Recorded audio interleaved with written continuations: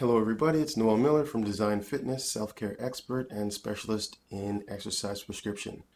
I want to talk to you about the powerful aspects of fitness as well as the downside of fitness. So fitness is a highly charged, motivational, powerful tool to get to our goal in a very precise way.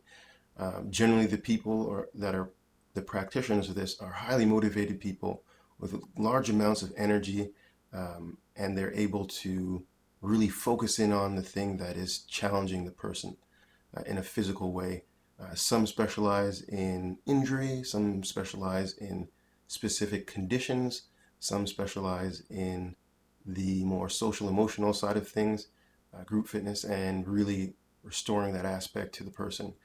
However, overall, the strong focus of fitness is also its biggest challenge. It always seems like the best thing to do is to go out, get active, be fit, and get to your goal. Be very precise in our actions.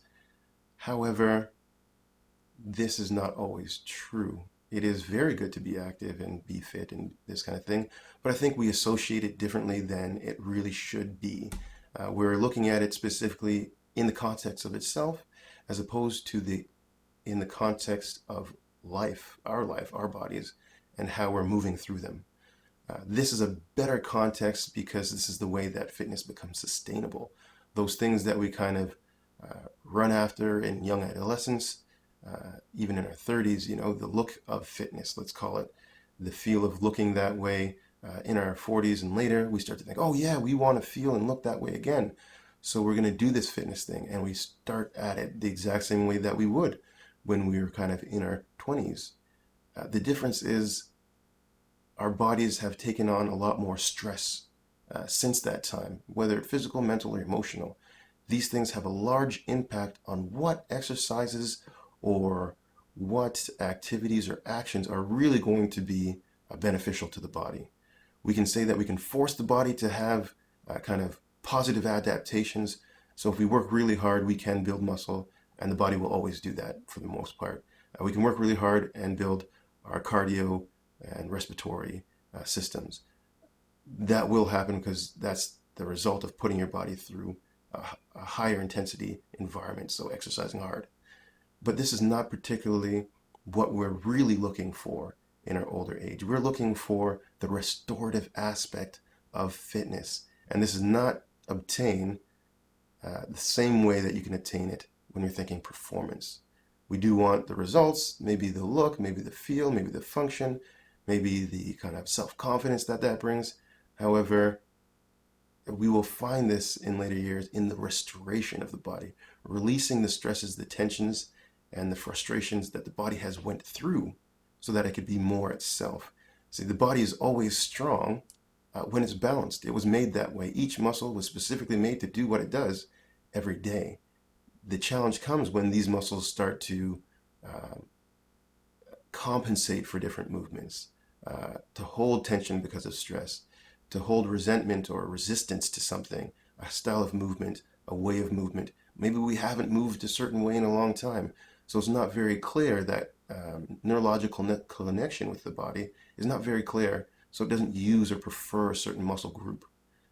These are the more intricacies of what we want to look for in the restoration of our body, so bringing it back to balance. And when we address these things, you will find that all the things that you wanted from the fitness is exactly what you get. But in this way, we're looking at it in a more self-care manner. We do have to know that our body has been under stress, and we have to address it, and that is the only way to bring the body back into a sustainable way of being active or being fit. Now, because there's a greater context, we have to be more specific with our actions.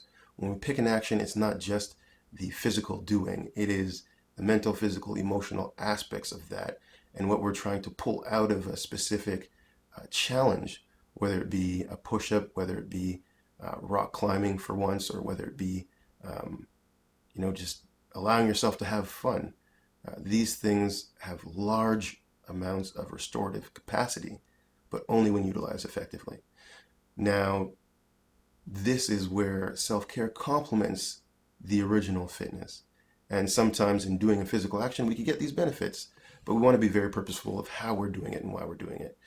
And this was just really to give you an insight into the transition from kind of fitness for fitness sake and fitness for restoration, which is fitness for self-care. And we also want to make sure that we have a great understanding that there's always a lifestyle that supports restoration and fitness. And we want to always be moving towards that. And that is really one of the larger focuses, as well as self-care, creating a lifestyle that supports the health or balance that we're really seeking, which is one of being active. So hopefully that clarifies a few things or makes you think differently about a few different aspects. If you want more information, please feel free to email us at info@designfitness.ca, and we will be happy to answer your questions and give you some more insight on these challenges and how fitness changes to self-care in the process of how you live life. All right, have a great day.